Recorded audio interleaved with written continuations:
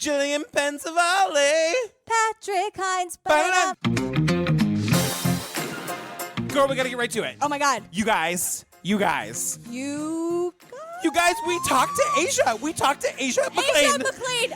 Who's Nisha who? I know. It is, the Nisha call has been replaced with the goddamn Asia call. You Are guys, you kidding? For anybody who doesn't know who Asia McLean is, she is Adnan Syed's alibi witness. She is the reason his conviction was vacated. Yeah. She is Asia McLean. She saw him in the library. I know.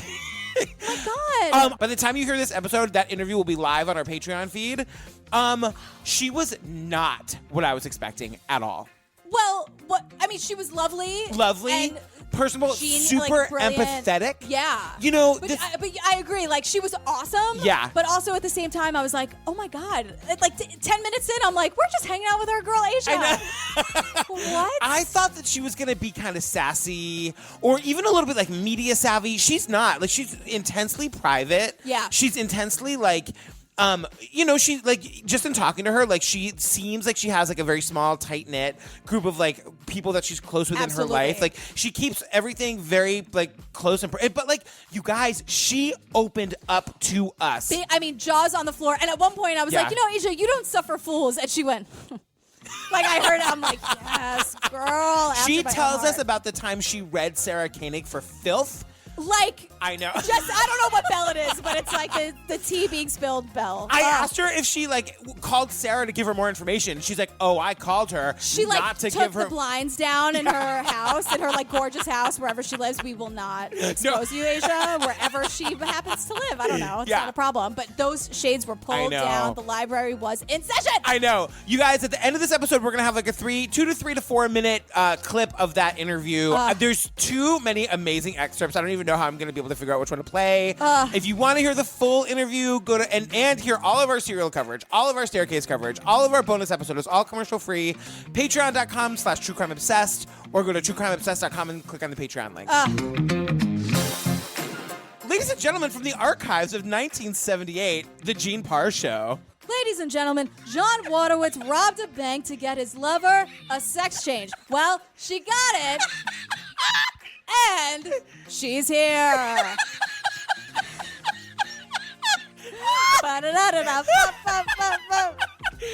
Oh my God! First of all, let's tell the people what are we talking about today. Oh, the dog. The dog. You guys, it's the real life story of Dog Day Afternoon. Which I did not. I had no idea that it was about the gays. And you call yourself a gay historian? How dare you? I know. I didn't know. So this is the documentary about the man that that Al Pacino movie is based on. And let me tell you, you guys know how I love dogs, puppers, the doggos. They're all 15 out of 10 in my book. But let me tell you, this dog is fucking problematic. Yeah, he's kind of garbage. There are things where I'm like, oh, that's awesome. Same. And then suddenly he says a sentence and you're like, oh, he's the worst now. I know. At one point he literally is like, I'm old school Italian. I'm a chauvinist pig. I'm like, girl, you're gay. Can everyone just have several seats? Get the popcorn, get the Black Beauty scotch, whatever you have to do, because this is a goddamn doozy. And it's another documentary that's about an hour too long. For sure. A man doesn't regret what he does. I consider myself a romantic. When I met Ernie for the first time, it was love at first sight. And because I loved him on August 22nd, 1972, I had to do something. Nobody would ever did what I did. Nobody would ever rob a bank to give a guy a sex change operation. That's why they made a movie about it. But there's only one star, and that's me. We parked the car. Bobby dropped the shotgun. And all these people are standing there, but who's going to say anything? Oh, you dropped your shotgun? When he was a kid, he was good. I tell you what I did to him one time. I spied on him. I was down that village.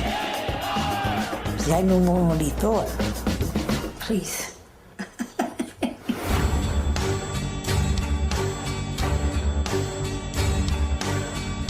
I went to Chase Manhattan when I first was out, and I wanted to be a security guard. I said, I'm the guy from Dog Day Afternoon. Nobody's going to rob the dog's bank. If I had a dream, and in that dream I saw everything that happened, would I still go out and do it? You're damn right I would still go out and do it. So it opens with the Gene Parr show from 1978, and I think you just heard the authentic tape. Super real. I think that it does this because it gives us a really good setup of like what this is, and basically it's a movie about a gay who like fell in love with a trans, what we would now today would call a trans person. Right. They didn't have that language back in the 70s when all of this happened. But basically, the idea is that this man robbed a bank or attempted to rob a bank to pay for the sex change operation for this person, Ernie. Right. So there are a lot of pronoun issues. We're just going to say it right at the top. Yeah. We're going to use the pronouns that are used in the movie because we use the audio of the movie in this podcast. So as to not confuse you, we're just going to say what they say, but you guys, we are allies. Patrick is a gay person. All right. So, Jillian, it starts with this guy, John Wojtowicz. I can't even say his name. His name is John Wojtowicz. And we get him in the present, and he's like our narrator for this movie. Well, yeah, and then some. Yeah. My first notes are: do I have to stare at his teeth the whole time? Mine are: how tight on these janky teeth are we going to be the whole time? It looks like those teeth are going to fall out any minute. Teeth are bad. Yeah. And look, I don't like talking about someone's physical attributes. Like I think it's mean. However, this guy is kind of garbage. He's kind of garbage, and like the tight shot on his face, and the teeth look like they're moving around. I know it's unnecessary. He looks like a Halloween lawn ornament. Yeah, totally. Pull it back. It looks like something that like prank teeth that someone would buy. Exactly. This documentary took 10 years to make. I know. It didn't, I don't think they ever learned to pull back on your subject if something is whatever. So we learned that John Wojtowicz is called the dog. He, right out the gate, he's like, I call myself a pervert because I'm sexually orientated. Look. People have vices. They smoke, they drink, they gamble. I don't do any of those things, but I have sex. So I'm a pervert. And I'm like, Okay, I don't smoke, I don't drink, I don't do drugs, I don't gamble. So I'm an angel. But I got horns. Okay, and the trouble is when you got horns, you only can do one thing, okay?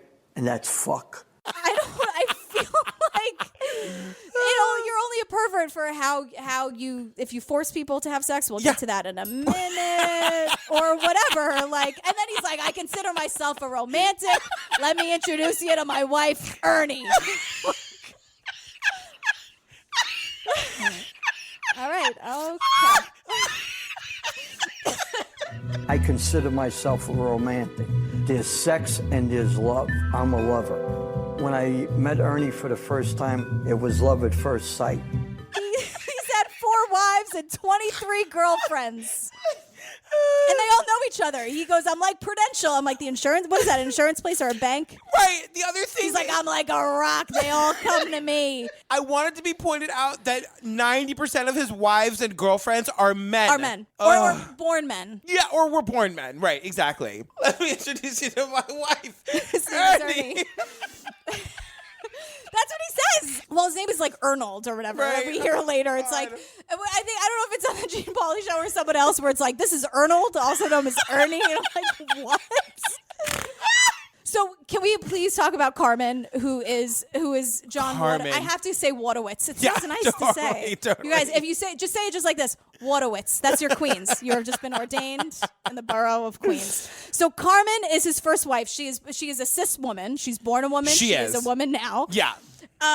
So she is telling us, because the documentary starts with like the bank robbery kind of happening already. Yeah, you guys, the robbery is the main event. So throughout we're always talking about this robbery. Yeah, what the fuck were those last 45 minutes about? I guess we'll get there. It was we could have stopped we should have stopped after the bank robbery. Yeah. So Carmen is saying like it was a hot August day. We were at the beach.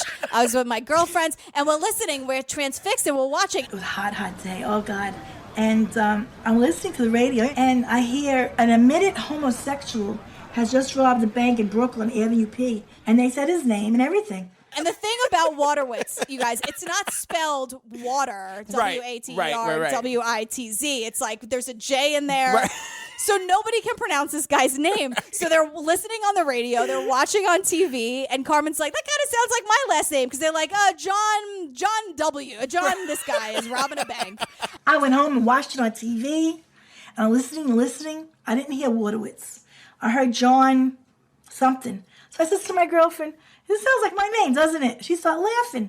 We went in the backyard. We had a barbecue. We went to the backyard and had some barbecue. Yeah, and then they watched it, and she was like, that's my John. Then we meet Terry, his mother. You guys, this woman, I did not know what to think of her at first. She gets all the hero bells. She has no time for your shit. None. When he was a kid, he was good. He was no trouble. She's like, John was a good kid. He was no trouble. Always. Isn't that always the way? It's like the kid, totally. the garbage person as a child. No trouble at all. If that is the benchmark, my daughter is garbage. She is.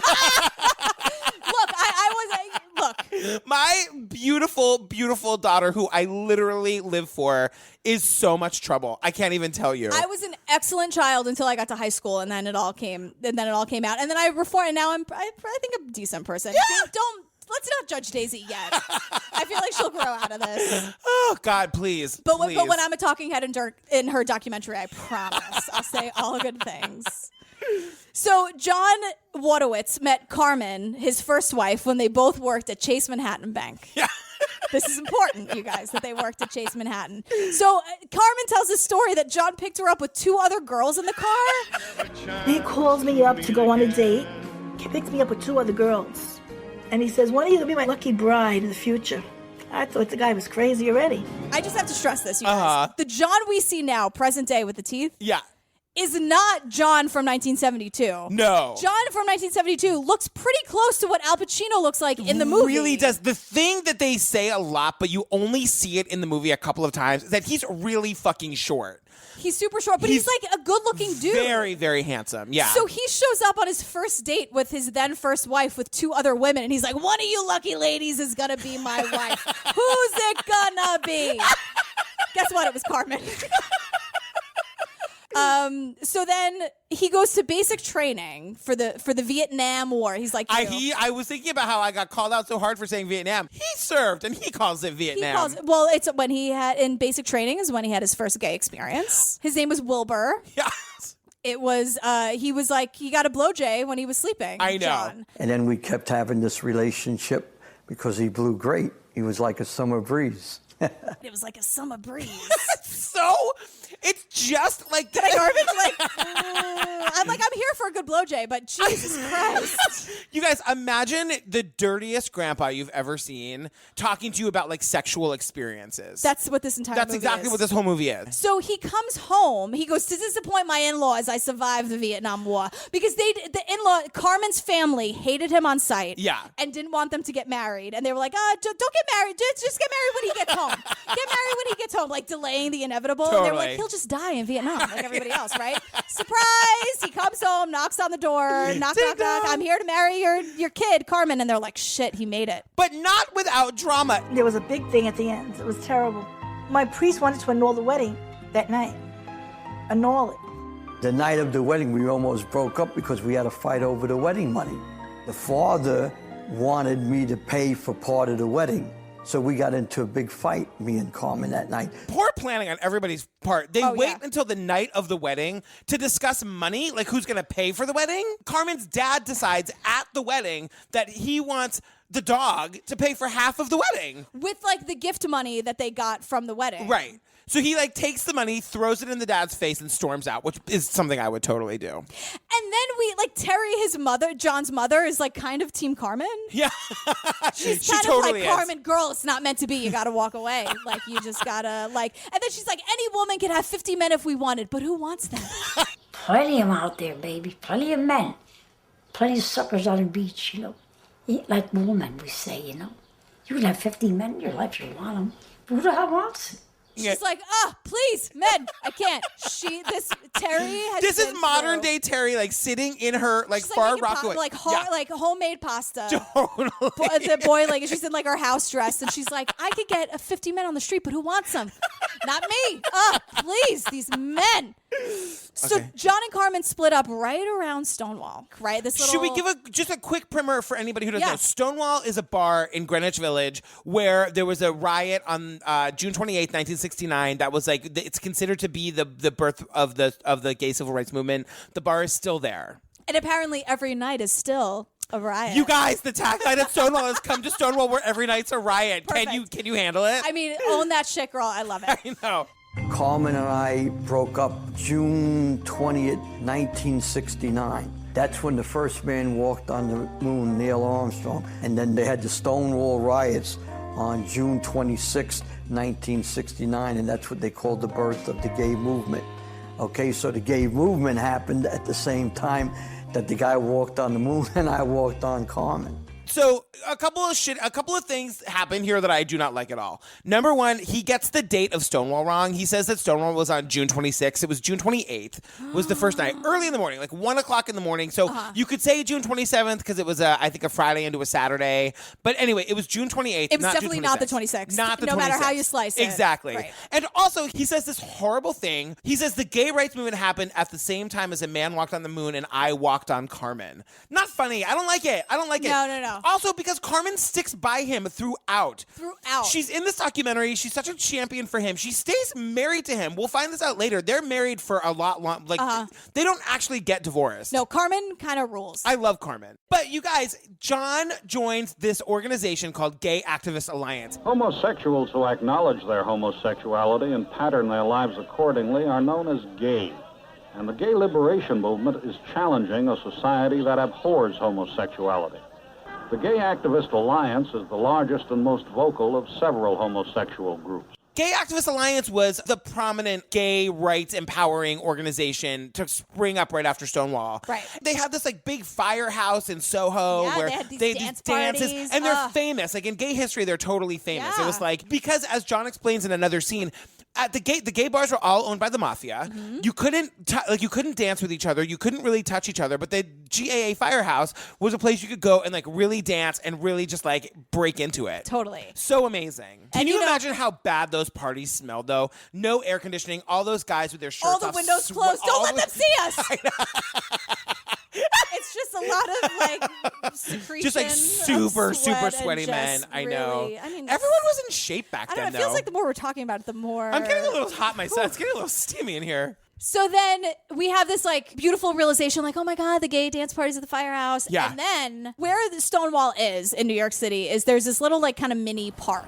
Okay, now we're now entering Christopher Street Park, where gays from all over the world come see the famous statues that are supposed to represent the gay movement. So John is like walking around this little mini park. And so he's looking at the statues, and the statues are just all painted white. Yes. Right? Okay, these two statues right here represent gay males. Okay?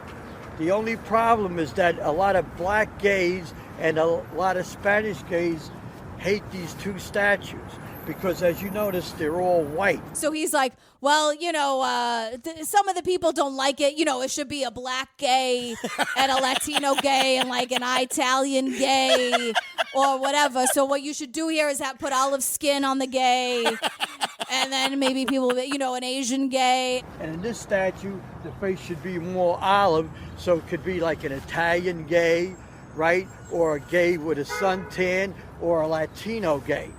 Not to mention Chinese and all the rest. And I'm like, why do you keep calling? Are you know. part of the community or are you not? I know. I'm so confused. It was by confusing. this. I will say John does make a good point because one of the things that people don't, it's much more known now, especially with like movies like the Marsha movie that we did. The gay civil rights battle really was fought by the people of color of our community. Like not the white men who all had like jobs and were in the closet. Like our early civil rights were won by like the people, the gays of color. And so these statues in Sheridan Square Park across from Stonewall that pay homage to like the gay rights movement are stark white. Right, like their clothes are white. And Yeah. I wish John said exactly what you Exactly. said. Because that's what he meant. But what he's like, they need a black gay. Right, and it comes off as like, wait, I don't even think. A gay with a suntan. Right, like I don't think the people of color who fought for you would even appreciate what you're trying to do here. And this was also after he gave us 5 minutes of explaining that he would go to that park to sit down and like, because he has sex with other people who hang out in that like park. yesterday. Right. Like he made it sound like that's still a thing that he's doing. I know. Girl with those teeth? I don't think so. And then we get just a quick second of Terry. And the mom in her house dress. God love her. You know those meatballs have been simmering for 2 hours. With the bay leaf in it, she knows what she's doing. She's like, oh, I used to go down in the village and I spied on him. I went and spied. He didn't know. I tell you what I did to him one time. I spied on him. He never knew that. I was down that village. He didn't know, but I knew. What she's saying is that he wasn't out to her at the time, but she would follow him. She's like, I don't even know how he found that village. Well, guess what? Guess who's back? Queen Randy Wicker! Randy Wicker, you guys will remember him from the Marsha P. Johnson documentary. Yes. Crazy as a loon. He has never been more lucid than he is in this documentary. When he showed up, I was like, I know. like we do a podcast about My So-Called Life. Yeah. And the mother of My So-Called Life is always very happy when the neighbor shows up. Oh, Brian Krakow's here. I was like, oh God, thank God Randy Wicker's here. I was thrilled. I was like seeing an old friend. I know. I was like, Randy Wicker, you are a sight for sore eyes. So Randy Wicker is one of the early civil rights activists that's still alive. He's one of the very few. As is pointed out in this documentary, he was one of the first gay people with a video camera. He documented the early days of the movement in a way that literally nobody else did. So I was the only voice in the gay activist community. I mean, as a gay reporter, I wanted to go out and find out what I could. And then, magically, John and Ernie meet. Paint a picture. It was the Feast of St. Anthony. Ernie was in semi-drag, which means that he was in makeup but dressed in pants. And he caught my eye because, like I told you, I'm one of those guys, you know, when you first meet somebody, you become infatuated with them. And the first time I saw Ernie, I knew I had to have him. So the thing is, this is where we really get like Liz/Ernie, like we said at the top of the episode. They go back and forth because she's a trans woman. So she wants to be known as Liz, but she's still living as a man, so Ernie. Liz was the center of every scene, and she had a lot of energy, and she was a great dancer.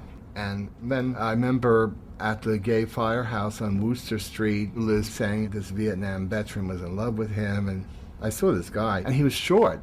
I said, well, he's tiny next to you. What are you going to do with him? He's tiny. Oh, but he loves me, and blah, blah, blah. And he was sort of a troll, you know, and he loved her. There was a troll that loved her. So John convinces Ernie to get married. Ernie didn't want to get married. We had a relationship. We got closer and closer together. I fell in love with him more and more, and that's why I wanted to get married. And he was against us getting married, but like I said, I convinced him into getting married. Here's the thing, though. So the person who married Carmen and John, Carmen, his first wife, calls Carmen. Right.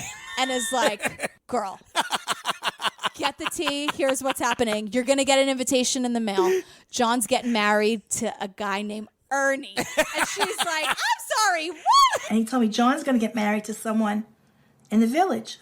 I said, what do you mean get married to someone in the... What kind of marriage? And he told me he's marrying a guy. Who was Ernie? Carmen, just being a badass, is like telling this story, basically like rolling her eyes and chuckling. Right. Like, how silly. Oh, the shenanigans. I love her because she totally accepts John for who he is and what he is. So John is like taking us on a modern day tour of all his old haunts. John Wojtowicz, This Is Your Life. Right. He thinks he's so hilarious. He's like, okay, and a 1, 2, 3, 4, 5, and action, right? Okay, now in the old days, this bar was called What's in the Name Cafe. Okay, we had the wedding reception here and the wedding. And so he's like, that's where we got married.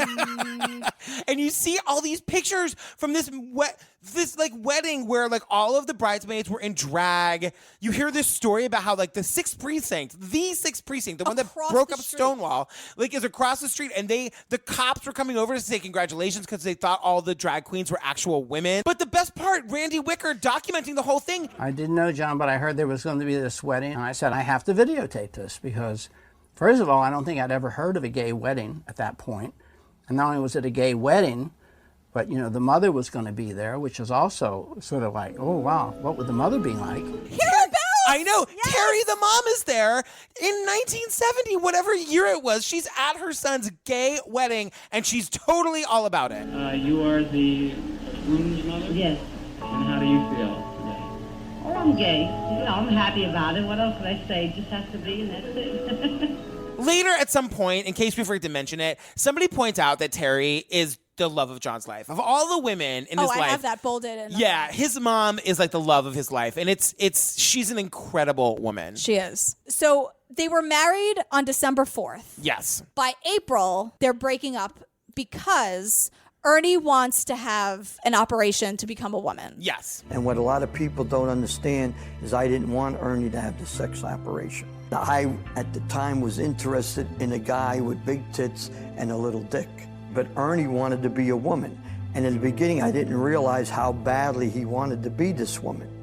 So at this point, like, John and Ernie are broken up, but they're still like in each other's lives. Right, and Ernie has been suicidal for quite some time, been in and out of the hospital. Right. It's been a really bad scene. And he tries to kill himself. This is all leading up to the robbery, you guys. Yeah. Ernie gets sent to the hospital, and when John goes to visit, he's told, like, this guy's never leaving. The doctor told me, he's never getting out of here. Right? And we're going to give him electric shock therapy, and he's sick. He wants to chop off his dick. Then I got in to see him. And that's when I made the decision right then, because they're never letting him out. So I'm going to take him out by force.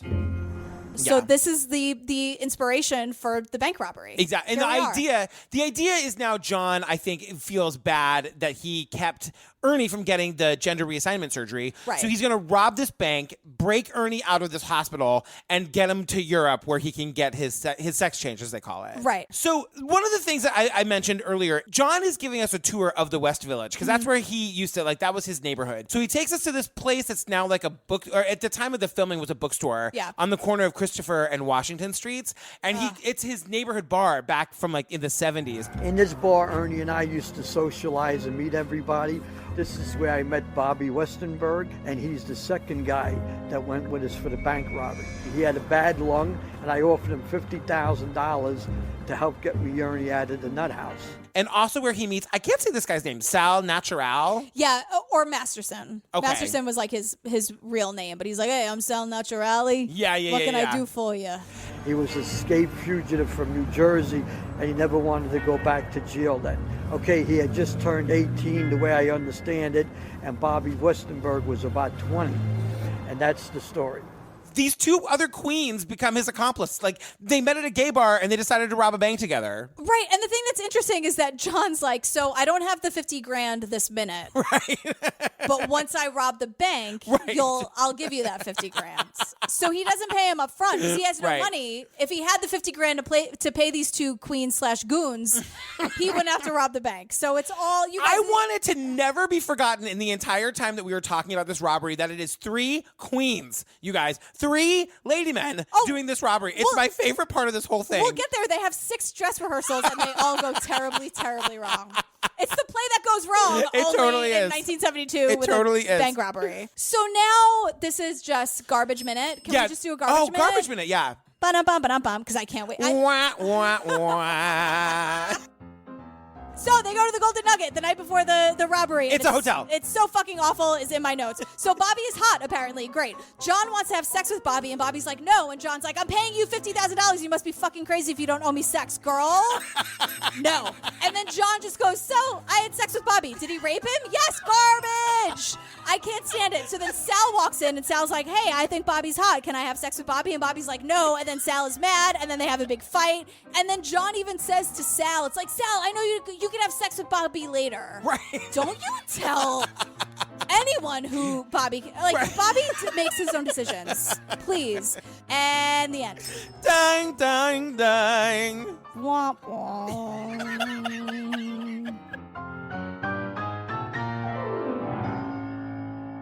He basically says, I paid you all this money. First of all, you didn't. Right. And he never gets the money. But no. You can't just say, like, I owe you $50,000, so you owe me sex now. No. You're a rapist. I know.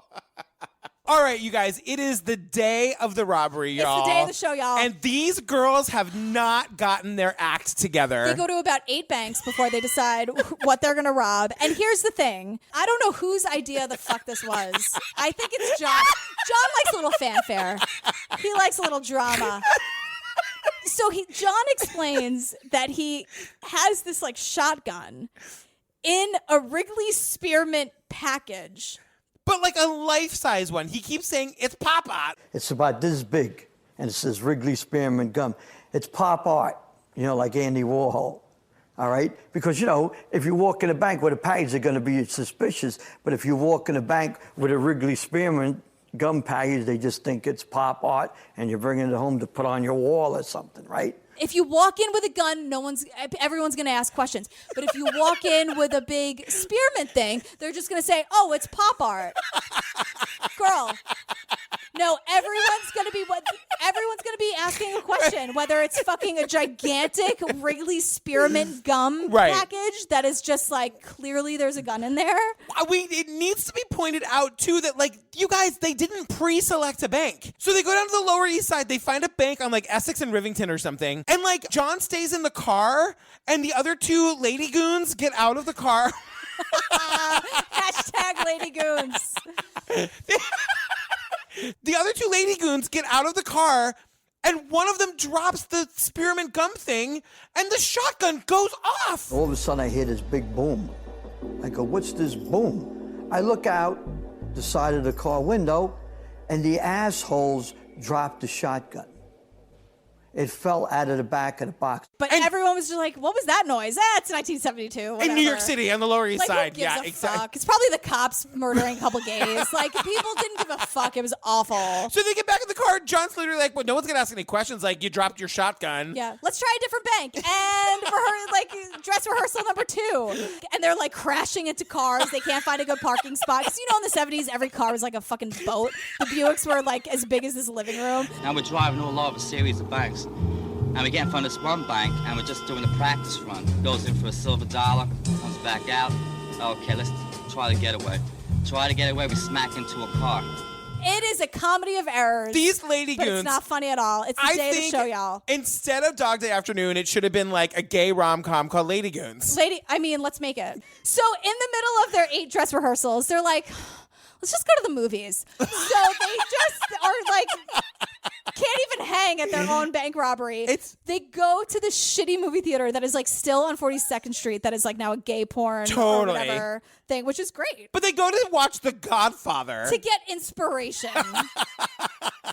So we go and watch The Godfather for inspiration, right? And then I write out the note. I go to the bank manager, this is an offer you can't refuse. Sign the boys. So then John's like, oh, I really like that line about an offer you can't refuse. You guys, that line happens in the first 4 minutes of the movie. I feel like they didn't have the attention span to watch the entire 8-hour movie. Look, I love The Godfather. My last name is Pensavalli. I get it. So they keep messing it up and they're not getting caught. And finally they like settle on a Chase Manhattan Bank, remember? Because John worked at a Chase Manhattan Bank. Yeah. After a while, we foiled all these bank robberies. So John says, I know a bank. I says, okay, let's not mess this one up. So then we meet Robert Capstatter from the Daily reporter. News. Yes. He's like, look, my shift started at 5. He like shuffled in at 5 p.m. And everyone's like, girl, have you been watching? Because you guys, in 1972, no one knows anything unless they're like in the middle of it or watching TV. Totally. So he walks in and it's like, hey, girl, the shit's been happening since 2:30. Get on it. These queens are robbing a bank. And he's like, all right, well, maybe I'll just call the bank. Bitch calls the bank. And a lady goon answers the phone. This guy picks up the phone and says he's one of the bandits. So I started interviewing him. He's giving me these great quotes. I said, are you afraid of dying? Could you really kill these people? And it's just, I'm sitting there listening to this, taking note, typing like crazy, and my mind is going, wow, what a story. They give Robert the goddamn play-by-play. They're giving him an interview in the middle of the robbery. They're on the phone and they're like, yeah, what? Yeah, no. His name is John Wojtowicz. Yeah, I know. There's a J in there. No, we've been here since 2:30. No, what are you wearing? Yeah, no, we tried the other banks, but then I dropped the gun. I know. No, that was totally us who crashed into the other Buick. Yeah, no, now we're down in the East Village now. They said, all right, why don't you go down there? So I went down to the bank. It was a circus. So he goes down there, and it's a fucking circus. There's police cars and fire trucks and ambulances and press, and then like people coming out of the woodwork trying to watch whatever's happening. You had snipers on rooftops, and then you had this crowd. It was a big mob. It was about 2,000 people. They would cheer. I mean, that was a Brooklyn crowd that night. Yo! I didn't see any hot dog wagons or T-shirt guys, but it had that same kind of atmosphere. TV cameras. It was a full-blown show. All right, then we get on the screen, it says 2 hours earlier, 3 p.m. So now we're going to learn about what happens when the Lady Goons walked into the bank. Right, they're all in the bank. It's the day of the show, y'all. Yeah. They're in the bank. And Bobby, who's been sexually assaulted brutally the night before, is like, girl, I can't do this. I don't want any part of this. I hate you now. When we went inside the bank, Bobby walks over to me and says, I can't do it. I go, what? He says, I can't do it. I said, what the fuck do you mean you can't do it? We're in here. No, I got to go. Good for Bobby. She is just like, she strutted the fuck out of that. She's like, girl, one Lady Goon you don't down. own me. She's saying, you don't own me, walking out. She's like, not even doing this. So then John's like, I guess I got to do it. Yeah, no shit, asshole. It was your fucking idea. Exactly. Maybe you should do it if it was your idea. I pull a shotgun out of the package. I says, okay, nobody move. Back up. Nobody touch any alarms. I said, we're going to take the money. We're gone. We don't want no problems. Everybody does what I tell them, and everything will be all right, and we'll be out of here in 5 minutes. But then he looks out the window, and like they've only been in there a minute, and like there are cops on the fire escape across the way, cops in the front, snipers on the roof. I don't know what went wrong, but that's why whenever you see bank robbery movies, they go, we only got a minute. Now you know why. One of the funny things, there's like an interview from the bank manager at the time who's like, they were idiots. Oh, yeah, no, they did 4 dress rehearsals and they all failed. Right.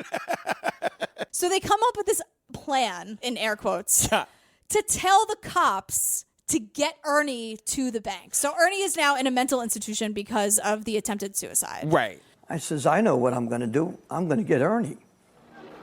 I'm going to tell the cops to go to the nut house and bring Ernie down here. We're going to get on the plane. We're going to fly him to Denmark and get him the sex change operation. The getaway plan is going to be that they're going to get a car. They're going to get a car to the airport where there's going to be a jet waiting. But like John hasn't called a car. Right. Like he doesn't. He's just saying this, and it's like, girl, I'm all about like manifesting your reality. Like say what you want to be a thing, but you can't just like rob a bank and be like, hey cops, hey 1972, super homophobic cops, call my wife Ernie. And then suddenly, like, the limo and plane will appear, and we can just, like, be, like, heliported away. Like, that's, like, girl, not how this works. Right.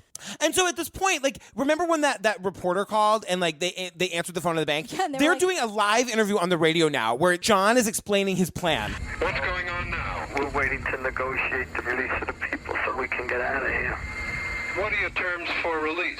Well, I want them to deliver my wife here from Kings County Hospital. His name is Ernest Aaron.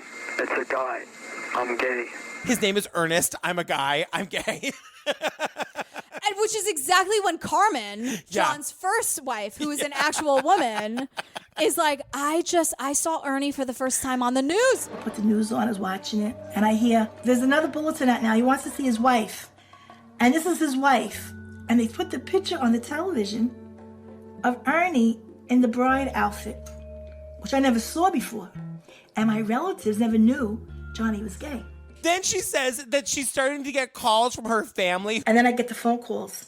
We told you not to marry him. You see what you did? Let me tell you, this is so like Queens, Brooklyn, New York, where like now Carmen's getting blamed for the fucking Dog Day Afternoon robbery. It's like you hated him anyway. She's not with the guy anymore. That is like so typical. Right. So Sal is still inside the bank, but you see all of these shots of John outside the bank. No gun, he's talking to the cops. I know. He's like getting in fights with them. One of the cops calls him Ooh, no, she better don't. Oh, this was a hero ball. I know, totally. Where but he's like, I don't have a weapon, bro. Right. Like, what are we going to fucking do about it? You want to come fight me? I said, you call me a Fifi O'Hara. One more time, I'll kick your fucking ass. And if you think you're so fucking bad, why don't you put down that gun and come over here and call me a Fifi O'Hara? Because I'll fuck you up. Come on, put down the gun and come on over. You see me with a gun? I don't got no weapons. Come on over, let's go. And the cop like slinks away. I know. And the other cops laugh. Yeah, because it's like, you guys, you can be a gay man and still fucking beat the shit out of someone who's calling you out. This is what the cops were like. 1972, I know. I hate to tell you. I know, it was but awful. This is what reality is. So here's what happened. So John is saying, I need Ernie. You have to get Ernie here. Yeah. So the sad and heartbreaking thing is that Ernie has been in a, quote, nut house, not my words, in a mental institution, and so pumped up with pills and tranquilizers that she thinks, no, John wants to kill me. And we get this information from this like police officer. There's like all these reporters on this police officer who's like, we think we're struggling with like the pronouns and the language. I know. This cop was like, we got the wife here. We have his wife here. That was the way we got one guard out, just on that bargain to let him talk on the telephone. The wife is right across the street, but refuses to go near him. She believes John to be unstable and will kill him. So Ernie doesn't want to come out, but they get another one of John's exes there, this guy named Patsy. And John's like, I tongued Patsy. And John was doing it to be a fuck you to the cops. Like, The gathered crowd. Yeah. So after they make out and Patsy's walking away, the crowd is calling him queer and screaming the anti-gay F word. Right. I mean, the whole world knew. Yeah, everyone was watching. And so he's like, I'll just make out with the dude. Like, some of it is kind of badass. I know, like, it is badass. He's a rapist, and I hate it. Yeah. And then the Mayor Lindsay calls John and is like, John, according to John. Right, because this is kind of a terrifying thing. I don't think, again, according to John. Yeah. Mayor Lindsay is like, we will kill everyone in there before New York City is defamed and embarrassed. And I feel like... I don't know how true that is. Finally, whatever, the cops like give in to his like demands, and the thing that was crazy about his demands was that he wanted to take all of the hostages with him. The idea is they're gonna like get a limo to JFK, and I guess they're all gonna get on this plane and fly away. Finally, around 3:30 this morning, an airport limousine pulled up at the bank with an FBI agent at the wheel. Only then did the second gunman come out of the bank, a rifle slung over his shoulder. 26-year-old Salvatore Naturelli then joined Wojtowicz and their hostages in the limousine and headed for Kennedy Airport. Now, modern day, we're told that like the driver is an FBI agent. Right. But like, of course, nobody knew that. Right, because like John didn't plan it. Again, like we were saying before, Bad he's like, planning. well, just a limo will just appear. Right. And we'll all have tickets to Denmark and and like the FBI was like, well, if he thinks that, maybe we'll just kind of make it so and get him to get into this limo. And then I was like, surprise, girl. It's like the big surprise ending. The caravan would pass through an airport gate leading to a secluded runway. The bank robbers had hoped to make their escape in a small jet plane. They failed. It's horrible, but they get to the tarmac, and the FBI agent like dives for the two offenders and shoots Sal, and Sal dies. Yeah, well, Sal's a rapist. Yeah. So sorry.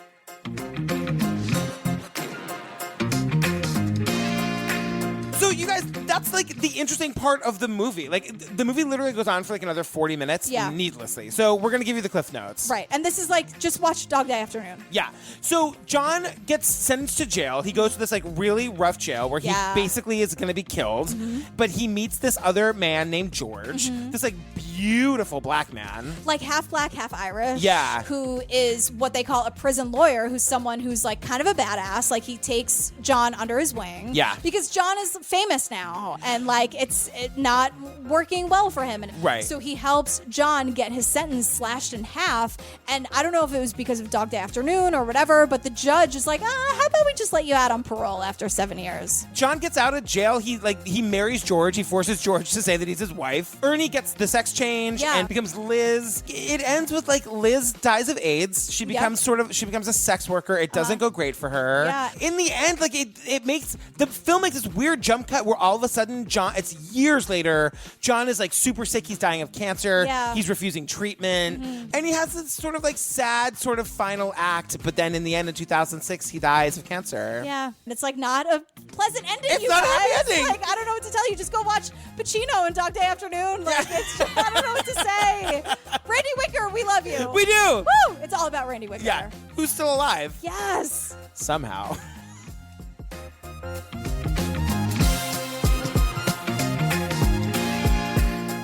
Oh, girl. we got through the dog. My word. You guys, don't forget to check out our Patreon if you want to hear that killer episode with Asia McClain. The full episode is up right now. If you're not a Patreon subscriber and you want to hear a little piece of it, stay tuned at the very end of this episode after the palate cleanser. You can hear it there. Yes.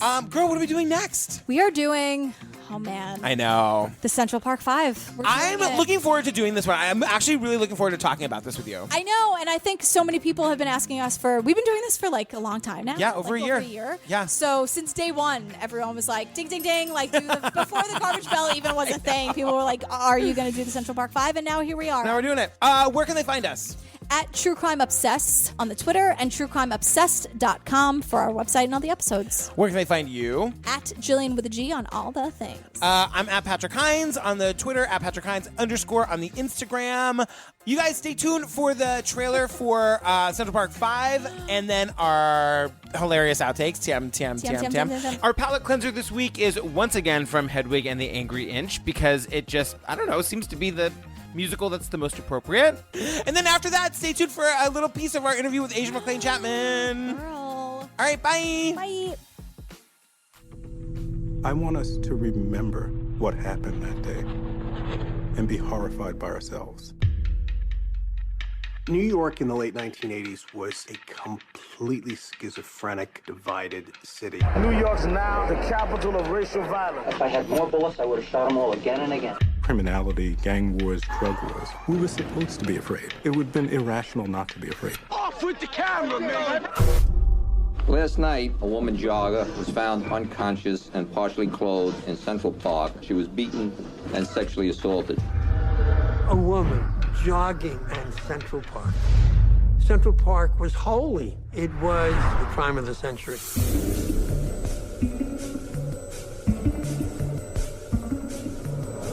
5 youths were arrested at 96th Street, all between 14 and 15 years of age. They got him! You can only imagine the pressure to have this crime solved and solved quickly. First we was all together, then they started to put us in different rooms separately. What did you do? Who were you with? Who did you come with? The tone was very scary. I felt like they might take us to the back of the precinct and kill us. You're not gonna go home until you give up a story. I told my son, go to the park that night. I feel guilty. I'm telling the guy, I don't know what you're talking about. They're getting a little angry. And they're like, you know you did it, didn't you? He had been interrogated for over 24 hours. That amounts to pressure. These young men were guilty. It was almost unquestioned. The police controlled the story. They created the story. They seized on the fears of the people, wilding the bestial characterization of the black man. There's no DNA match whatsoever to any of these boys. I was going nuts. No blood on the kids. Nobody could identify them, but if they confessed, and that was that. A lot of people didn't do their jobs. Reporters, police, prosecutors, defense lawyers. This was institutional protectionism. We falsely convicted them, and we walked away from our crime. This is the ultimate siren that says none of us is safe.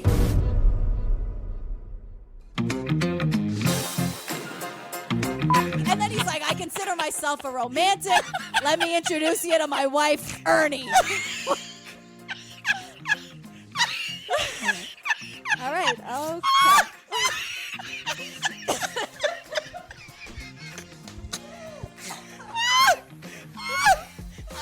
Am I wrong?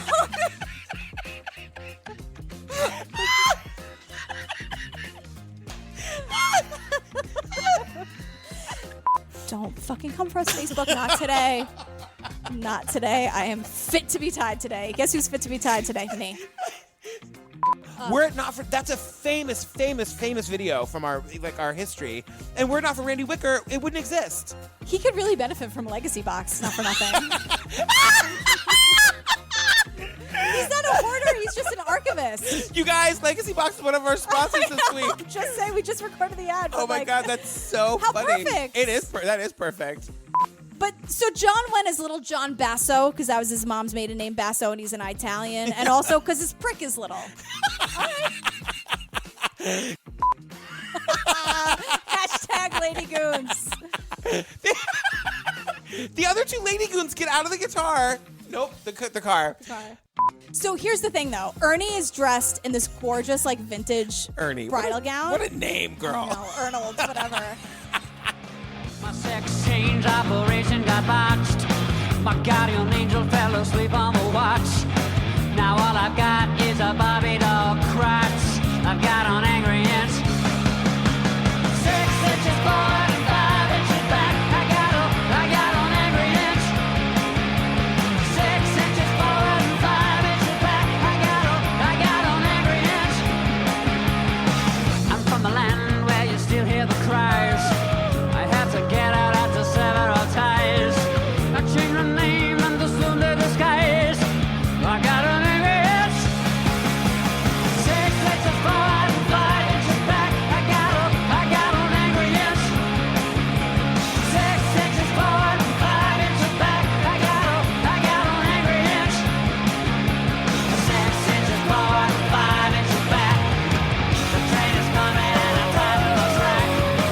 I try to get on, but I'm taking no slack. I got an angry inch. My mother made my tits out of clay. My boyfriend told me that he'd take me away. He dragged me to the doctor one day. I got an angry inch. 6 inches forward and 5 inches back.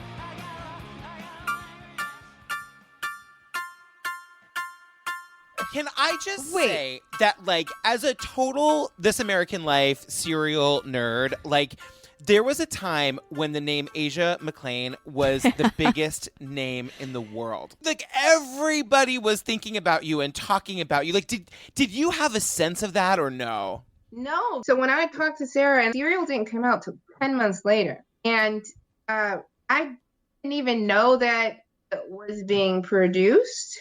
I didn't know that my voice is going to be used. None of it. I was literally at home one day and I started getting phone calls and messages and Facebook messages and text messages from people saying you're on the radio. And I'm like, what are you talking about? Like, you're on the radio. And I'm like, dude, I haven't been on the radio since I was like 15 trying to get tickets. I have not been on the radio. I promise you it is not me, okay? And they're like, I know you. You're on the radio right now. And I'm like, okay. And they're like, internet radio. And I'm like, what the hell is that? I can't believe they didn't tell you that it wasn't for notation purposes, that your voice was going to be used and aired on the internet. For like, that's so crazy to me. Yeah. I mean, wow. Just not to like drive the point home too hardly, but like when Serial aired, again, like the name Asia McClain, it was like I truly, as a person who's an interviewer and I love interviewing people, like when Serial aired, the idea of an interview with you was like the dream. It was like everybody's dream. How did it dawn on you what was happening? That like you all of a sudden had like the most recognizable name in America. Internet, like article after article, you started heard about Serial everywhere. And it's so funny because when I first heard the first episode, I listened to the first episode, freaked out, shut it off, called my husband. I'm like cussing and fussing and everything. And he's like, slow down. What are you talking about? And I'm like, remember that lady that I talked to on the phone? She put me on the internet and my voice is everywhere and everybody's talking about it. And literally one day, I told my husband, I had been begging him, you got to listen to this with me. I want to listen to it, but I can't listen to it by myself. And then just like I talk about it in my book, I literally just cursed at him and was like, no, you need to listen to this, SHIT right now. Because he kept saying, honey, just chill out. You're overreacting. It's not a big deal. It'll be over before you know it. These things come and they go, and just calm down. It'll go away. And I was like, you don't understand. It's not going away. And he's just like, yeah, whatever. And I'm like, no, you will listen to this with me right now. And so we actually he actually listened to the first episode with me, and like by the end of the episode, he was just staring at me with his mouth open, like, holy crap. And I'm like, yeah, do you get it now? And then he's like, okay, we have to listen to the rest. And so we like binged it, and like we caught up. I think it was at the second to last episode, and we caught up to that 8 hours. Oh my God, you guys, Asia McClain is just like us, binging Serial. You guys, to hear the rest of our interview with Asia McClain, in which she talks about everything from her memories of that afternoon in the library with Adnan Syed to writing the letters to him in jail and why she did it, and it's not for the reasons we all think. How Sarah Koenig found her in the first place, the information she refused to let Sarah air in the Serial podcast, what her life is like now as the potential reason for why Adnan Syed will get out of jail, and how this whole Serial situation has affected her life. Go to patreon.com/truecrimeobsessed or find the Patreon link on our website, truecrimeobsessed.com.